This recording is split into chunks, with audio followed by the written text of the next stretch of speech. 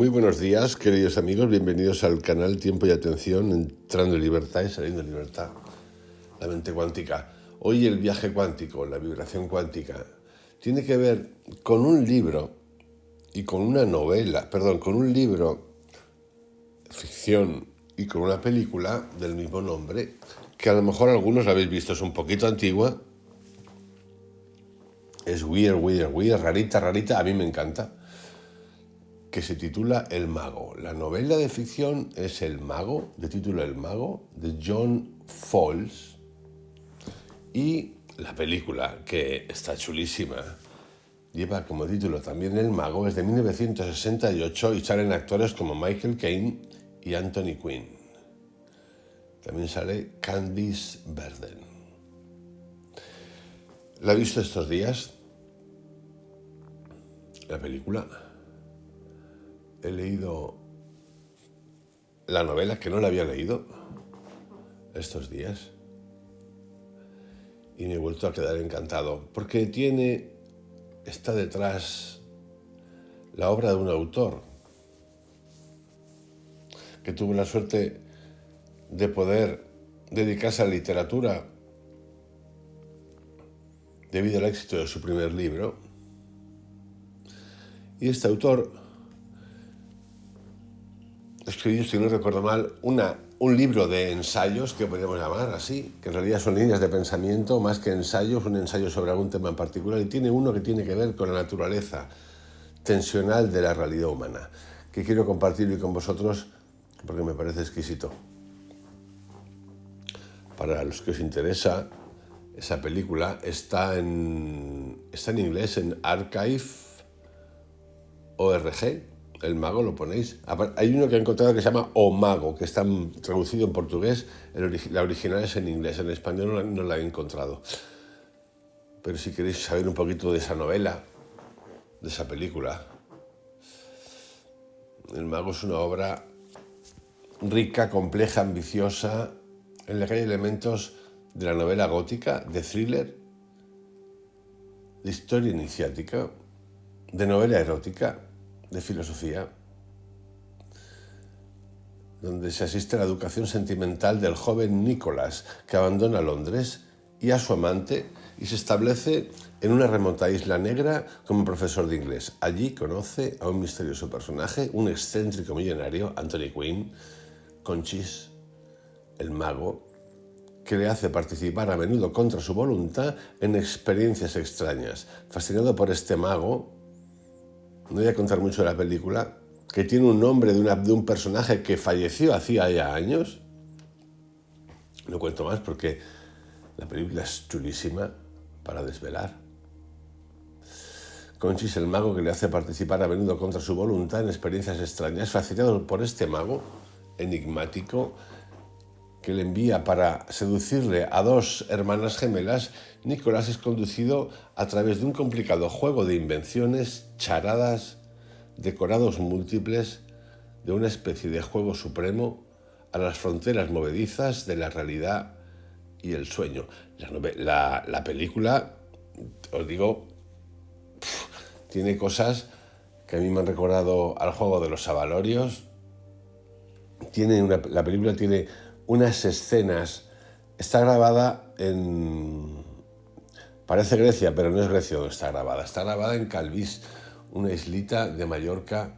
Claro, eso está grabado en el 68, allí no había construcción, eso era alucinante. De hecho, cuando si veis la película, solamente por ver algunos la casa donde la tiene, la casa del vamos a decir, arquitecto, los paisajes son alucinantes. Pero es que Mallorca tiene mucho de Grecia, o Grecia de Mallorca. Pues como decía, la magia que rodea la película, la intriga que rodea la película, entre novela iniciática, mundo iniciático,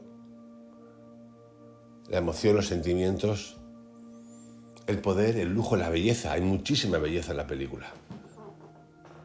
La belleza como poder también. Es una belleza, es tan bella, es tan estética, que nos hace dependientes. ¿Cuál es el fin de estas experiencias truculentas? ¿Cómo saber su significado? El grado de seriedad científica, de intuición metafísica, de pura superchería y sobre todo, se pregunta Nicolás angustiado, ¿quién es realmente Conchis? Conchis es Anthony Quinn en la película, un ser dotado de poderes supranormales, psychic, se autodenomina, I'm a psychic. Un déspota caprichoso que escenifica sus propios fantasmas para turbar las sensibilidades frágiles. Esto es muy interesante porque en la figura de Anthony Quinn vamos a ver reflejado muchas de las cosas que yo creo que existen y que vemos todavía en la actualidad, que tienen que ver con los gurús o los creadores de sectas, espiritualoides o no espiritualoides. Es un psiquiatra que en aras de la ciencia prosigue el estudio de un caso, un circuito recurrente y emblemático en esta obra apasionante, de la apariencia a la sospecha y al desenmascaramiento de esa apariencia como mentira y a la sospecha de esa nueva apariencia. La última máscara jamás se quita. Y os invito de verdad a que veáis la película y leáis el libro. Dicho esto, como introducción, estamos en el plano espiritualoide. Me interesa la naturaleza tensional de la realidad humana. ¿Dónde está el ser humano? ¿Cómo ve Fowles la naturaleza humana? Este autor falleció en el 2005.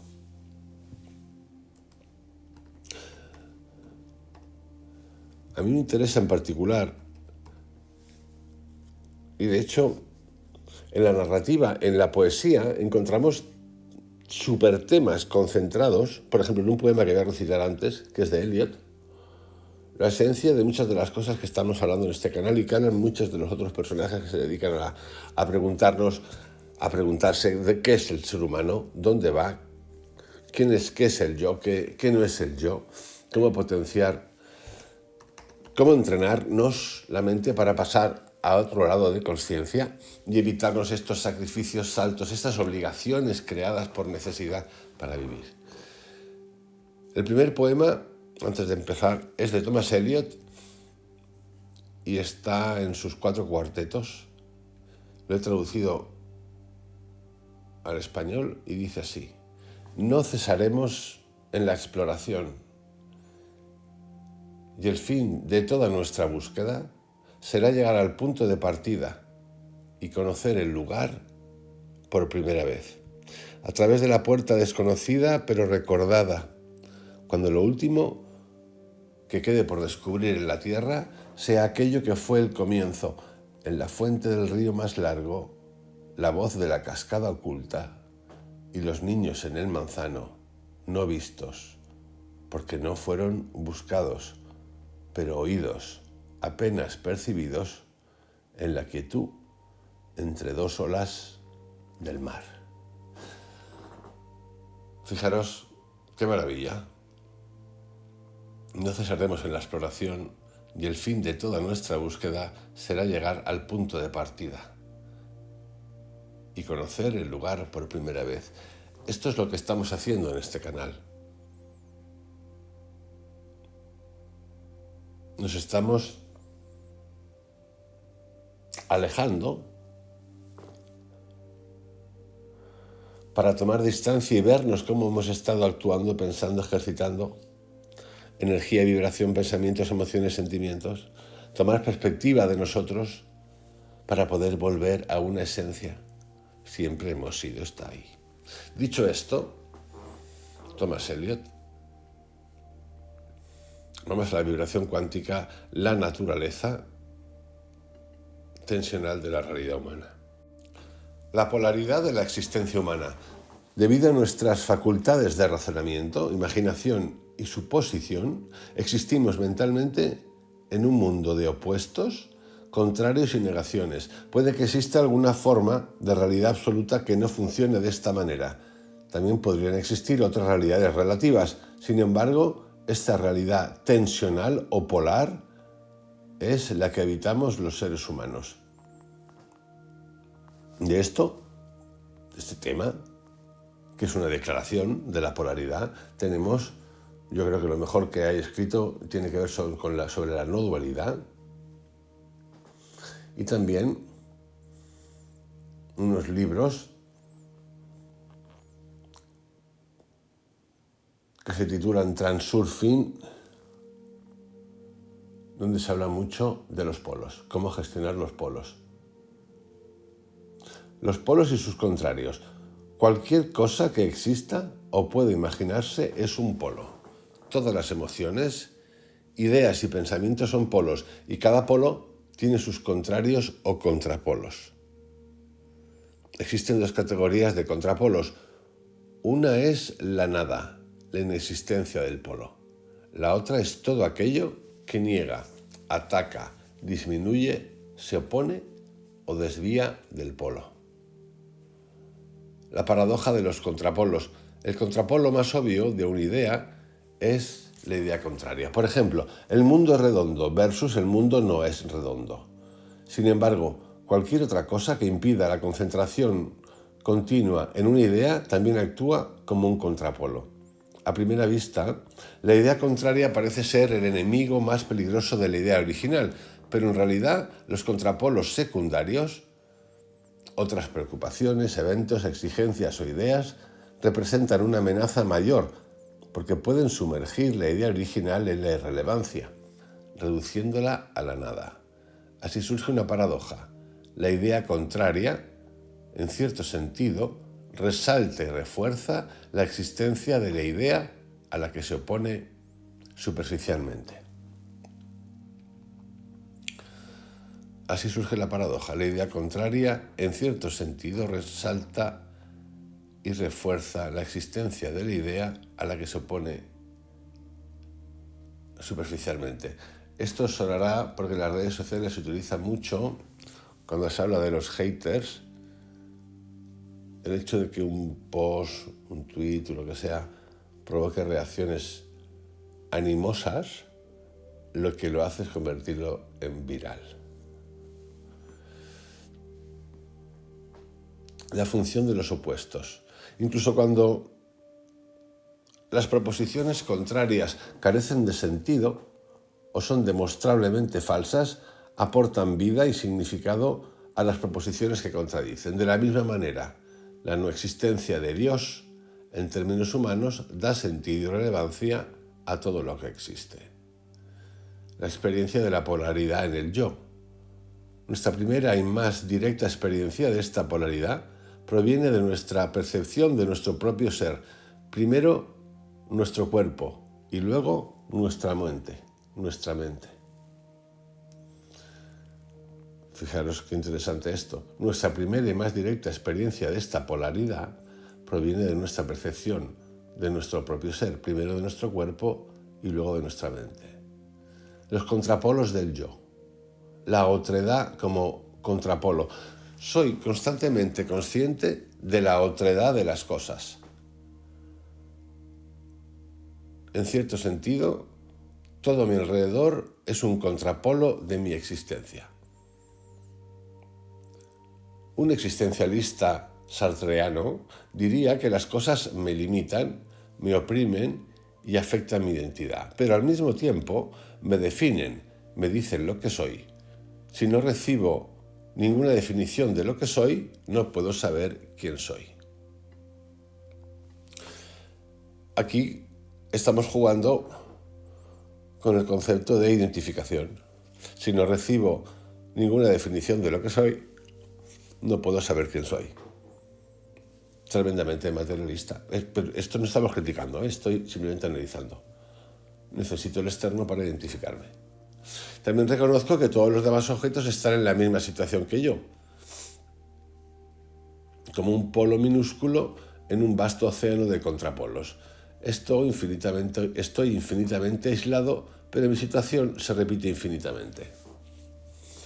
Esto es lo que uno puede llamar un depresivo, una persona que le cuesta aceptar su responsabilidad y que se regocija con que, también a los otros les pasa. No sé.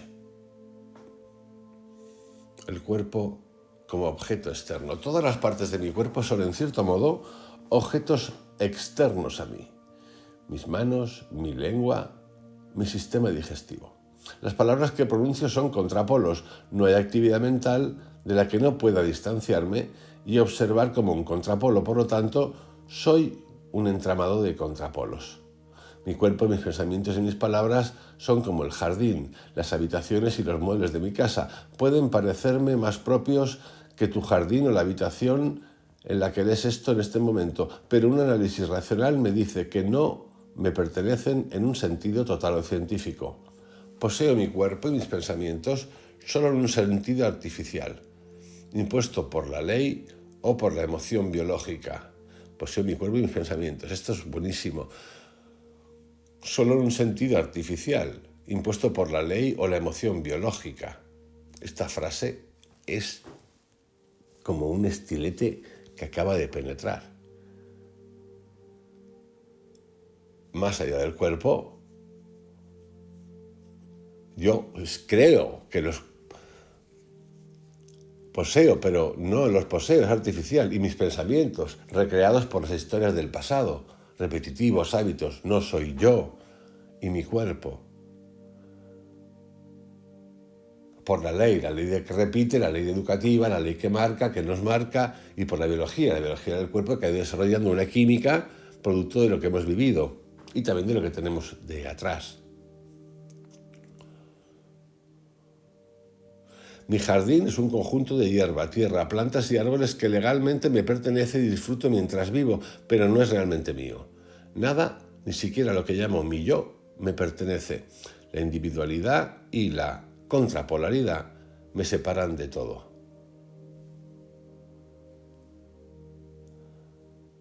La extrañeza del cuerpo. Observo estas herramientas extrañas, mis manos al final de mis brazos. Veo mis brazos colgando de mis hombros.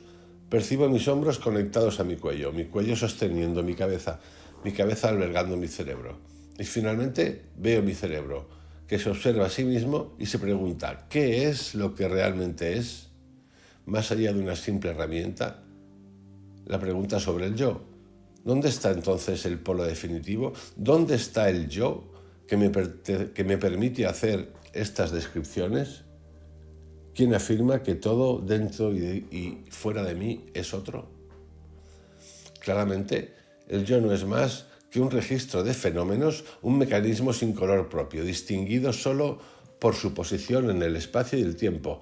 En última instancia, el yo es simplemente la condición común de toda mentalidad humana. Pasamos ahora a ver cómo Fowles interpreta la percepción de la experiencia. Solemos describir nuestra percepción diciendo, soy consciente de esta perturbación en mi cerebro. Pero sería más exacto decir, esta perturbación ha ocurrido y el hecho de que haya ocurrido es registrado en el campo de experiencia en el que existe el observador de la perturbación. En ese sentido, el yo no es más que una descripción geográfica conveniente, no una entidad absoluta. El yo como reflejo de los contrapolos. Si el yo es algo, es la suma de las perturbaciones reflejadas y recordadas dentro de este campo de experiencia. Si nunca hubiera habido perturbaciones, no existiría ningún espejo ni habría un yo. En resumen, el yo está constituido por sus contrapolos. Sin ellos no es nada. Es decir, el yo se construye con los contrarios. Perturbaciones es salidas de tono que te impactan fuera de la normalidad.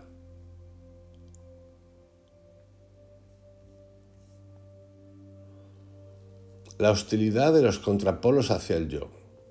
Sin embargo, en cierto sentido, cada contrapolo debe parecer hostil al fantasma llamado yo, que ha sido constituido por todos los demás contrapolos. El contrapolo directamente opuesto a yo soy es yo no soy. Paradójicamente, esto no es el más hostil, ya que mi muerte, como nos recuerdan las lápidas, al menos señala que alguna vez existí.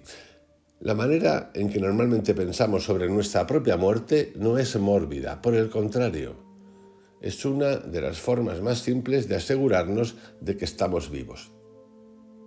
Pero los contrapolos, que están fuera de mi cuerpo, de mis alrededores inmediatos y de mis posesiones, actúan en efecto como fuerzas que me sumergen, distraen mi concentración y las de los demás de mí mismo, me disminuyen y de esta manera dan lugar a mi sentido personal de nemo, la nada, la existencia.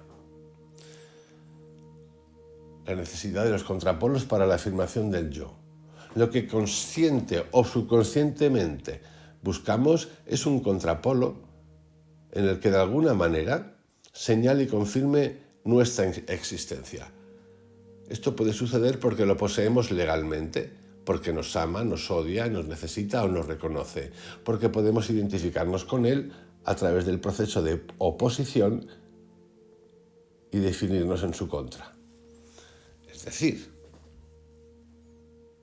necesitamos el opuesto para ser. Cuanto más conscientes de la nada en el centro de nuestro ser, aquella nada que ocultamos hablando del yo, más buscamos estas cualidades reflejo del ego o destructoras de Nemo, la nada, en los contrapolos con los que elegimos amueblar nuestra vida. Entre todos esos contrapolos, tanto aquellos que elegimos como los inevitables, y el polo del yo, existe una relación de tensión. Pero dado que los contrapolos son en sí mismos polos y poseen sus propios contrapolos, uno de los cuales está constituido por el yo, la situación del yo es análoga a una especie de complejo de tira y afloja. Debemos imaginar innumerables equipos de fuerza desigual cuyos cables están anudados en un punto central, algunos combinando fuerzas directamente, otros afectando de manera oblicua, muchos en posición diametral. Este nudo central es el yo, y las diversas fuerzas que tiran de él crean el estado de tensión. La tensión es el efecto que generan en el individuo los sentimientos, ideas, deseos y eventos en conflicto. A veces el tira y afloja es unilateral, en el sentido de que el individuo sabe claramente qué lado desea que gane. En la mayoría de los contextos políticos y sociales esto es así. Por ejemplo, alguien que odia a los judíos no se siente atraído por el filosemitismo y un pacifista no se siente tentado por la intervención armada. Sin embargo, aún existe tensión, ya que el individuo es consciente de que en la sociedad hay quienes sostienen el punto de vista opuesto. Pero en muchas otras situaciones el conflicto ocurre dentro del individuo. Será jalado primero en una dirección, llevado en una dirección, luego en la otra. Este patrón puede ser rítmico y cómodo, como en las relaciones sexuales normales. Puede convertirse en una tortura, como en una rueda de tormento. Y en casos extremos, las cuerdas anudadas, es decir, la mente del individuo, puede romperse bajo la presión. El efecto de la tensión puede ser positivo o negativo, un juego o una ansiedad. La tensión, como cualquier otro mecanismo en el proceso universal, es indiferente a los organismos que afecta. Puede deleitarlos o puede destruirlos. Cada uno de nosotros, cada sociedad y cada mundo es el centro de una red de tensiones. Lo que llamamos progreso es simplemente el resultado de las fuerzas opuestas dentro de esa red. Ser humano o ser una institución humana es como ser un hombre caminando sobre una cuerda floja. Debe mantener el equilibrio y al mismo tiempo debe avanzar. Nunca alcanzaremos un estado de equilibrio perfecto. Para nosotros, el único equilibrio real es el equilibrio vivo. Incluso si en algún momento se logra un equilibrio perfecto, el tiempo se encargará de deshacerlo. Es precisamente el tiempo lo que hace que este acto de equilibrarse sea real. La evolución cambia para mantenerse igual, pero nosotros cambiamos para ser diferentes. Desde nuestra perspectiva humana, el tiempo avanza para que cada momento sea incierto y requiera equilibrio. Nuestro placer y nuestro dolor, nuestra felicidad y nuestra envidia nos indican en cada instante si estamos equilibrados o si estamos cayendo. Vivimos en el mejor de los mundos posibles para la humanidad, porque hemos sido adaptados y desarrollados para percibir este mundo de esta manera. Nos sentimos mejor y más felices en una situación de tensión, en la cuerda floja, siempre que podamos mejorar nuestra habilidad para avanzar sin caer. La altura, en esta situación, se define principalmente por nuestra capacidad de autodestruirnos. Cuanto más alto subimos, más estables debemos ser. ¿Y qué es la estabilidad sino una forma de equilibrio?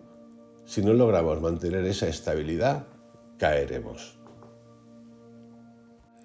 La tensión fundamental es la que existe entre el placer y el dolor. Las tres principales áreas en las que esta tensión opera son los conflictos entre bien y mal, belleza y fealdad, seguridad e inseguridad. La verdad fundamental sobre estas tensiones es que los polos positivos dependen completamente de sus contrapolos negativos para tener valor. Todos sabemos, demasiada belleza puede volverse fealdad. De ahí la película que os he recomendado y el libro, sobre todo la película. El dolor puede transformarse en un placer profundo. Y lo mismo ocurre con todos los demás aspectos de la vida. La tensión entre belleza y fealdad puede servir como modelo del mecanismo que opera en todas las demás tensiones. Así como existen dos formas de placer, el intencionado y el fortuito, también hay dos formas similares en nuestra percepción de la belleza objetiva, la belleza actual. La belleza objetiva de un objeto o una experiencia es inmutable. Está separada de las reacciones subjetivas y emociones del observador. Sería casi una belleza científica.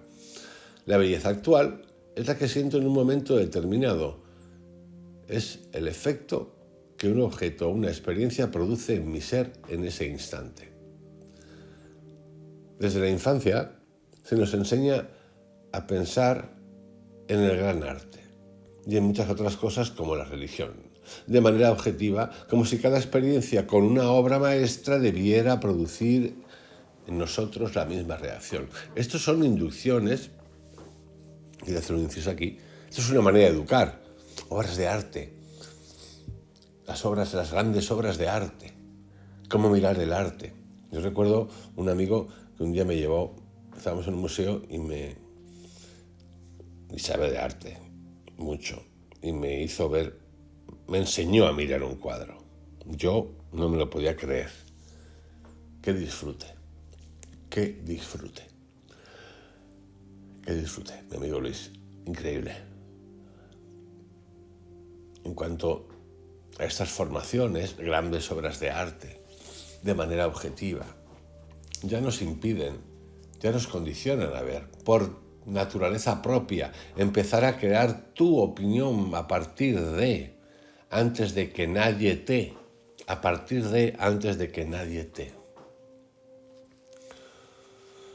Vemos el resultado de esto en cualquier museo famoso durante la temporada turística. Multitudes de visitantes con rostros inexpresivos contemplando el arte sin entender por qué no están experimentando la gran emoción artística que esperaban. Han sido condicionados de tal manera que no pueden aceptar que, en un momento dado, un anuncio de Coca-Cola puede parecerles más bello que la obra más sublime de Miguel Ángel. Y esto pasa. ¿Y qué pasa? Nada.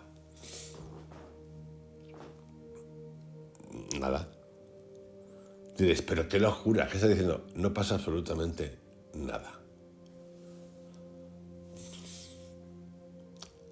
El mito de la belleza objetiva. La belleza objetiva es, por supuesto, un mito. Es un mito muy conveniente, sin el cual la educación artística y la ciencia de la apreciación estética serían imposibles. Belleza objetiva, un mito. Mito conveniente. Porque sin ese invento, la educación artística y la ciencia de la apreciación estética serían imposibles. Es también un mito profundamente humano, ya que buscar la belleza objetiva en un objeto es un intento de verlo con la sensibilidad refinada de nuestros semejantes. Todas las grandes obras de arte son iconos seculares, y contemplarlas objetivamente es un acto secular de comunión. La belleza objetiva tiene dos grandes enemigos, la realidad y la familiaridad. La realidad total de una experiencia estética es lo que realmente sentimos, tanto dentro como fuera del paréntesis de lo objetivo. La familiaridad genera desprecio, es decir, aburrimiento con ese paréntesis. Sí. Esto ocurre, por ejemplo, en el valor que le damos a las cosas que valen o que le ponen un valor alto y a las que no le ponen valor, dinero, o sea, una cantidad. El ser humano se va de naturaleza propia. Claro que habrá gente que no. A mí no me pasa, pues claro que a ti no te pasa, cojones. Pues sí, perfecto. Pues eres de las pocas que no te pasa, pero bien, premio. Entonces habrás que estudiar. Le da más valor a algo que tiene mayor precio. Sí, sí. Démese un curso, démese un coche, lo que queráis. Es más, llámese una mierda volante, como lo del plátano del otro día que hice el audio-vídeo. 6 millones de dólares. Un plátano pegado con una cinta a un canvas. Cuando la contemplación de la belleza objetiva se convierte en un deber, pierde su sentido espontáneo. Es que en el momento que existe la palabra comisario en las exposiciones de arte, ya hablamos de logia, ya hablamos de ideología, ya no hablamos de belleza. Ellos se farandulean muy bellos y estética y lo que tú quieras. Ellos es un término ambiguo, pero ya sabéis, ellos. Pero en realidad no es belleza, es una fórmula. Repito, cuando la contemplación de la belleza objetiva se convierte en un deber, pierde su sentido espontáneo. Y sabemos bien que los conceptos de deber y placer rara vez se llevan bien. Esto va por gustos. Lo que hoy vale mucho valor artístico, no sé, los Picassos. Cuando mueran los que tienen Picassos y la civilización nuestra, lo que sea, civilización por decir algo, ¿no?, cambie y se haya hecho digital y de repente las tendencias de gusto cambien, porque es una tendencia de gusto, es súper subjetivo, y entonces alguien diga, pues no, a mí lo que me mola y lo que vale dinero en los nuevos ricos tecnológicos que marcan tendencias, incluso que se apoderen de los gobiernos, de los estados, de los museos y digan, por ahí va la cosa, son las creaciones digitales, las que sean, y lo otro no, porque lo otro puede morir en el tiempo. Yo qué sé, os pongo un ejemplo tonto. Pues ese Picasso deja de valer. Pasa a valer nada. O sea que es toda una especulación. Por cierto, hay cosas de Picasso que me encantan. La segunda visita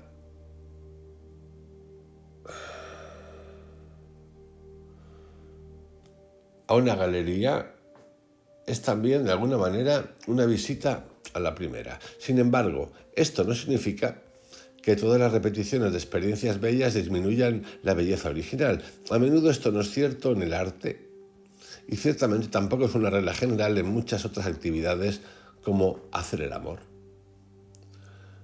Tiene una frase buenísima. Cuando la contemplación de la belleza objetiva se convierte en un deber, pierde su sentido espontáneo.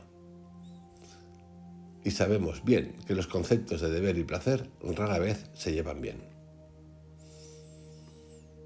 Deber y placer rara vez se llevan bien.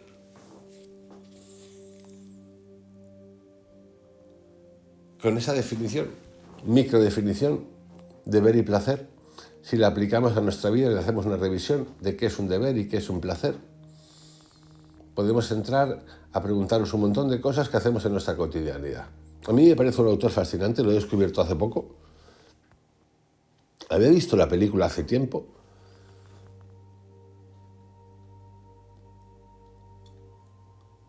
Y es un autor profundo. Le llaman posmodernista. Pues a mí me parece fantástico. Y fijaros que sin entrar en devaneos espiritualoides, habla de lo espiritual. ¿Pero qué es lo espiritual? Lo cotidiano. Habla de los polos. Habla de la dualidad, de la no dualidad, del yo. Habla de la belleza. Aquí hay autores que he mencionado que identifican la belleza, lo que sea la belleza, como algo importante en el desarrollo espiritual.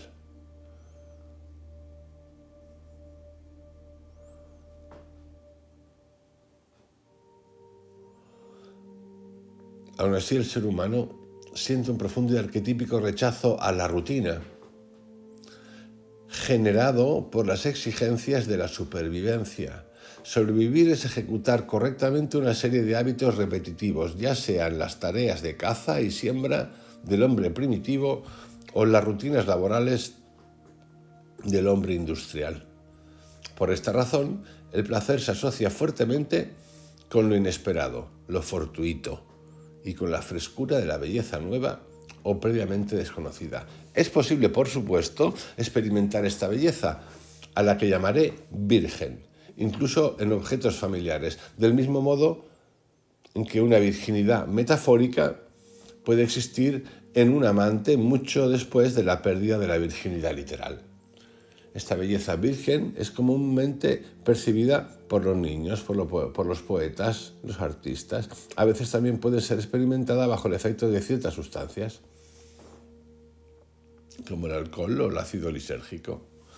Pero para la gran mayoría de los adultos, esta belleza solo se encuentra en experiencias nuevas.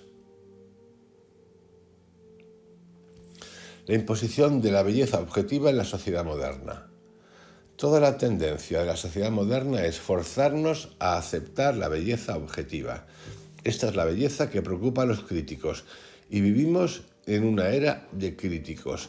Esta es la belleza que interesa al comercio, las comunicaciones de masas, la vulgarización de las técnicas, la sustitución de la cultura didáctica del siglo XX por la moral didáctica del siglo XIX, como prueba de que el aparato propagandístico sirve al público, la proliferación de museos y galerías de artes, la avalancha de libros informativos.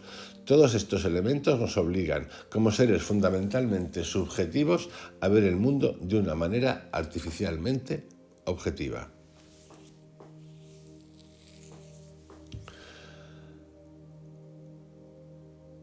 El dilema de Midas y el deseo insaciable. Al desear esto, y al vernos obligados a buscar lo que nunca antes hemos experimentado, nos encontramos en la misma situación que el rey Midas. Todo lo que tocaba se convertía en oro y desde ese momento se volvía inútil para él. Anhelamos una belleza virgen, pero tan pronto como la experimentamos se transforma en oro y en aburrimiento. Tenemos que seguir avanzando. La satisfacción de un deseo es inevitablemente la creación de un nuevo deseo. Aquí surge una necesidad moderna de estados negativos. Sin embargo, hay un elemento más en nuestra búsqueda de la experiencia virgen de la belleza. Incluso el observador más distraído debe haber notado que aquí se aplica la misma ley inexorable que con el hambre. El estado malo o aparentemente hostil es necesario para que podamos disfrutar del estado bueno o amigable. Hambre y apetito como manifestación de la tensión. El hambre y el apetito son exactamente lo mismo. ¿Tienes apetito? Sí, tengo hambre. ¿Tienes hambre? Sí, tengo apetito. Interdependencia entre los opuestos. Lo mismo ocurre con todas las demás grandes tensiones. Un placer es más placentero cuando sigue a un periodo de dolor. La seguridad se aprecia más cuando ha sido precedida por la inseguridad. El bien se valora más cuando surge tras el mal. Es cierto que no buscamos activamente los contrapolos negativos. Nuestro alejamiento de los polos positivos puede deberse más a la apatía que a un deseo consciente de hacernos daño, de arriesgar la vida sin sentido o de involucrarnos en el crimen. Sin embargo, no podemos prescindir de la alternancia entre estos estados opuestos. La fomentamos en la medida en que sentimos que la sociedad la educación y la desigualdad del mundo nos privan de las experiencias vírgenes que necesitamos. Y aquí, queridos amigos, voy a acabar este audio de hoy, de este autor inglés, escritor de la novela El Mago, que os invito de verdad a que la leáis, o de la película El Mago. La literatura, los que no van de nada también, de espiritualoides, que no juegan a las identificaciones, ¿no? Porque al final es como que el discurso se encarga de separar motivadores de la industria, motivadores de la ejecución, motivadores de ejecutivos, motivadores del deporte, motivadores espirituales, la espiritualidad, la nada, la ciencia, el bajo. Hay gente como este autor que habla de la vida, que es el todo,